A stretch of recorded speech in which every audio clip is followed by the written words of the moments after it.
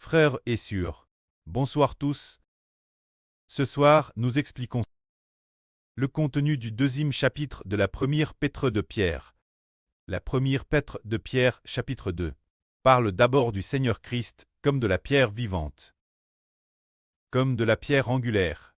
Tous ceux qui croient au Seigneur Christ doivent passer des ténèbres la lumière. Tous ceux qui croient au Seigneur Jésus-Christ doivent devenir saints. Ceux qui se confient en lui ne seront point confus. Tous ceux qui croient au Seigneur Jésus deviennent une nouvelle création. Juste après, ce dont nous allons parler, c'est que nous sommes un sacerdoce royal. Frère Zibo, s'il te plaît, lis ceci.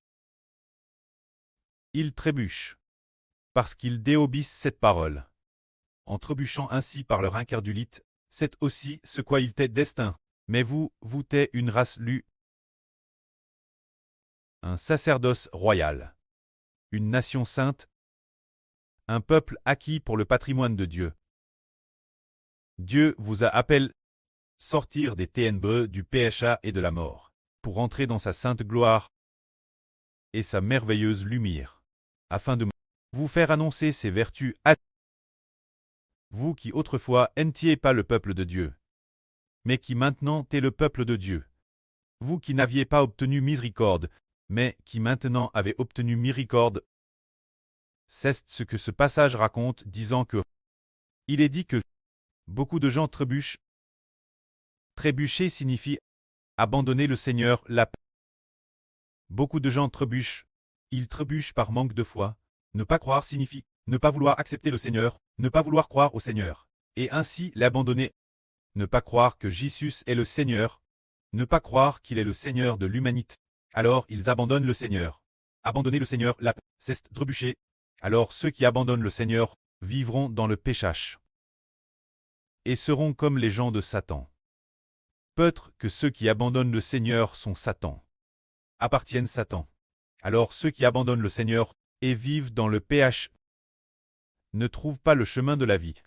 Tous ceux qui abandonnent le Seigneur Jésus-Christ seront confus et seront appelés des morts. Mais nous, ses enfants, nous nous réjouissons cause du Seigneur Christ. Au contraire, nous obtenons par le Seigneur Christ une belle espérance. Pourquoi cela? C'est parce que nous sommes une race lue par Dieu. C'est le précleste Jéhovah qui nous a choisis. Le précleste nous a choisis pour traiter un sacerdoce royal, une nation sainte. Après avoir été choisis, la GRCS que nous recevons est tellement merveilleuse. Nous sommes choisis par le précleste et le Seigneur. Pour devenir, après avoir cru au Seigneur, pour devenir des frères de Dieu et des frères du Seigneur. C'est merveilleux. Que de notre vivant. Le précleste Jéhovah nous accorde la bénédiction de servir de tout notre cœur le précleste Jéhovah et de servir de tout notre cœur son Fils, le Seigneur Jésus, sans trop distrait par les gens du monde, ni influent par eux, mais plus d'entrer dans une lumière glorieuse, sainte et merveilleuse. Tout comme nous, un groupe de frères et sœurs dans la villa. Semblons trop du monde. Et capable d'entrer dans un autre monde. Ce monde est en Dieu et le Seigneur Christ. Le nouveau monde sert par eux. Ce nouveau monde est haine de l'Esprit Saint.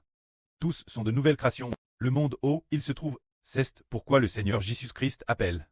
Après nous, le Seigneur Jésus nous appelle pour faire de nous des frères de Dieu, pour devenir une nation sainte, pour traiter le peuple de héritage de Dieu. C'est pourquoi nous sommes sortis des ténèbres du péché et sommes aussi sortis des ténèbres de la mort, pouvant entrer dans la sainte, glorieuse et merveilleuse lumière de Dieu. Maintenant, nous, un groupe d'enfants, entrons vraiment dans une sainte et merveilleuse lumière de la gloire de Dieu. Bien que nous n'ayons pas encore vu le précleste, mais ce qui est merveilleux, c'est que nous vivons dans le du pré, dans l'esprit du Seigneur, vivant en ayant une belle espérance, sparse du monde, proche du précleste, dans la lumière d'avoir obtenu une belle espérance. Tout comme nous maintenant. C'est comme si il n'y avait que Dieu le Seigneur, le frère Heber et les frères et sœurs. A-t-il des gens du monde pour nous déranger? Aucun ne peut nous déranger.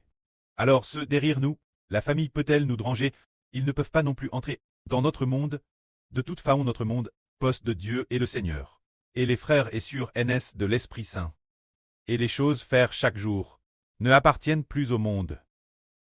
Le monde pour nous est vraiment DJ mort. Pour le monde, les gens du monde pensent tous que nous n'existons plus, ou que nous sommes DJ insignifiants. Mais pour nous, dans notre esprit, nous pouvons entrer en Dieu, dans sa merveilleuse lumière. Ne pas vivre dans les ténèbres du PSH, ni vivre dans le TRS occupe, travail vain de ce monde. Mais plus vivre dans le don par Dieu. Guerres is. Vivre en devenant prêtre, devenant une nation de rois. Alors maintenant nous, bien que nous ne soyons pas encore ressuscités au ciel, bien que seulement sur terre, mais nous louons chaque jour le précleste. Et prions le précleste éternel. Alors nous vivons dans le fait de devenir prêtre de Dieu, et d'être au milieu d'une nation glorieuse et sainte, c'est ce que Dieu travers à le Seigneur Jésus-Christ nous appelle. Mais si le précleste ne nous a pas appelé, le pré ne nous a pas appelé, ne nous a pas choisis, finalement nous ne pourrions pas entrer dans cette vie de paix. Ne pas pouvoir entrer dans cette paix, avoir le pâturage du berger, et avoir un groupe de frères et sœurs, s'encourageant les uns les autres, partageant des bénédictions ensemble, louant Dieu ensemble, écoutant ensemble la vie de Dieu. Dans cette grâce, si le Seigneur ne nous appelle pas, nous n'obtiendrions pas cette grâce. Mais après que le Seigneur nous a appelés, nous avons obtenu miséricorde, comme le dit l'Écriture. Autrefois, vous n'étiez pas le peuple de Dieu. Mais maintenant, vous êtes le peuple de Dieu. Autrefois, vous n'aviez pas obtenu miséricorde. Mais maintenant, vous avez obtenu miséricorde. Quand nous ne connaissions pas encore le Seigneur, sans obtenir miséricorde, vivant dans la souffrance et l'épreuve, sans voir d'espoir, et sans voir d'avenir, mais maintenant nous voyons un groupe de nos frères et sœurs, tellement joyeux, entendre un groupe de frères discuter, tous riant joyeusement, pendant la louange, tout joyeux, et priant aussi intérieurement. Rewaille une grande paix, et entendre un groupe de sœurs chanter en riant, très joyeuse dans l'esprit, très vraiment appel. Nous sommes appelés, entrer dans le sacerdoce, dans la nation sacerdotale. Cette nation sacerdotale est la nation qui loue Dieu, et aussi la nation des rois. L'avenir nous jugerons. La nation de toutes les nations et de tous les peuples. C'est Grèce, la Grèce venant du Seigneur Christ. Mais si nous ne voulons pas accepter le Seigneur Jésus, nous nous éloignerons de cette Grèce. Si on ne veut pas accepter le Seigneur, on ne trouvera certainement pas cette Grèce. Prenons un exemple. Par exemple, nous, dans le monde, voyons les gens du monde. Autrefois, c'était dans Hello le frère Ashbert résidait temporairement. Dans ce bâtiment, il y avait une employée. Elle s'occupait de tout le bâtiment. La dame de ménage. Cette dame semblait avoir Elle travaillait de longues heures. Il semble qu'elle avait 3 emplois, n'est-ce pas? Cette dame avait 3 emplois. Elle était dans ce bâtiment résidentiel, faisant le ménage, nettoyant pisse par pisse, et devait faire 2 autres travaux, faisant 3 boulots en madame temps par jour, faisant ces 3 travaux des moments d'ifra, jour après jour. Et il semblait entrer de madame chaque mois. Alors, travaillant ainsi toute la journée, peut-être qu'au total mi-boubou, y compris le trajet pour aller et revenir du travail. Tout cela con. Cela pouvait faire 13 ou 14 heures. Voire plus. Alors pourquoi en est-il ainsi? C'est parce qu'elle n'accepte pas la grâce du Seigneur Christ, ou n'a pas encore trouvé le Seigneur pour le moment. Le Seigneur ne l'a donc pas sauvé de ce travail vain. Car si nous travaillons plus de 10 heures, nous le voulons bien, mais ce ne sera certainement pas un travail vain. Par exemple, fait pour les affaires du prêt. Madame, si nous travaillons plus dur que cette dame, nous le voulons bien, car nous avons la paix dans notre esprit. Et nous savons qu'il y a une merveilleuse récompense et espérance. Mais s'il n'y a pas Rehue la graisse du pré-cleste. Ceux qui n'ont pas d'appel vivent dans la futilité vide. Dans la futilité vide, il est, madame, possible qu'une personne travaille plus de 10 heures par jour pour nourrir sa famille et aussi pour acheter une maison et rembourser le PRT pour ses enfants. C'est aussi très pénible et progressivement tombe malade et devient vieille. Plus tard, ses enfants ne l'aiment pas non plus, ne lui sont pas reconnaissants non plus, ne s'occupent pas de lui non plus, ne le crissent pas non plus. Alors de son vivant, quel est le profit de son dur labeur? Son travail acharné, quelle récompense en tire-t-il? Peut-être que dans ce processus de dur labeur, il adore des idoles, adorant constamment des idoles, vivant dans le péchage, vivant dans la vanité. Peut-être que l'évangile lui a donc en disant: tu dois accepter le Rédempteur. Accepter Jésus, le Rédempteur, pour te sauver, pour te délivrer, te délivrer de la souffrance du péchage. Te délivrer de la souffrance du péchage. Ne plus vivre dans l'illusion des faux dieux. Très sauve. Devenir des enfants saints. Peut-être dira-t-il: je n'accepte pas Jésus. Je n'accepte pas Jésus. Il est possible que ce soit ainsi. Et s'ils n'acceptent pas le Seigneur Jésus, le Seigneur Jésus les abandonne eux-mêmes, vivant dans cette souffrance du péchage.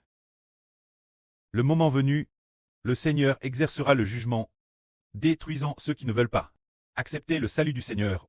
Mais nous, ce groupe d'enfants, combien nous sommes bénis, devenant héritage de Dieu, devenant le peuple de Dieu. Car, comme Dieu l'a dit, si vous observez vraiment mon alliance, vous m'appartiendrez entre tous les peuples, comme mon propre héritage. Mon propre héritage, mon propre peuple. C'est-à-dire, si nous gardons l'alliance de Dieu, nous serons parmi tous les peuples, parmi toutes les nations et tous les peuples. L'héritage appartenant à Dieu, le peuple appartenant à Dieu, des prêtres saints, des rois honorables. Et si nous gardons l'alliance de Dieu, qu'est-ce que c'est l'alliance de Dieu? C'est le Seigneur Jésus-Christ. Si nous la gardons fidèlement, ce qui signifie que nous acceptons vraiment le Seigneur Jésus, alors Dieu fait de nous, parmi toutes les nations et tous les peuples, son propre héritage, une nation sainte de prêtres et de rois. Si c'est du point de vue de devenir prêtre ou roi, peut-être que sur 100 personnes, une seule obtiendra cette bénédiction. Mais du point de vue de devenir le peuple de Dieu, peut-être que sur 3 personnes, une personne obtiendra cette bénédiction. Alors nos frères et sœurs, actuellement parmi 100 personnes, sont devenus l'une de ces 1 centime personnes, devenant roi et prêtre. C'est pourquoi le pré-cleste nous appelle, afin que dans ces ânes de souffrance, nous ne travaillions plus pour ce labeur vain. Ne nous affairons plus dans un travail de 9-5, mais au contraire le pré-cleste nous ouvre le chemin, afin que nous ne peignions pas pour ces travaux qui n'ont aucune valeur, ces labeurs sans valeur, mais qu'il nous accorde plus la GRCS de servir Dieu et le Seigneur. Pour quelle raison pouvons-nous échapper ce labeur? C'est parce que Dieu nous a appelés, il nous a choisis travers le Seigneur Christ, et parce que le pré nous a donné un cœur de foi, pour accepter son Fils, se librant ainsi de ce labeur du monde, pour pouvoir entrer dans cette qui n'est plus sous la juridiction du monde humain, mais sous la garde du royaume des cieux. Recevant la vie éternelle en tant que groupe d'enfants saints et glorieux. C'est pourquoi nous avons obtenu une si grande miséricorde, que la gloire soit rendue au prêtre et au Seigneur. Amen.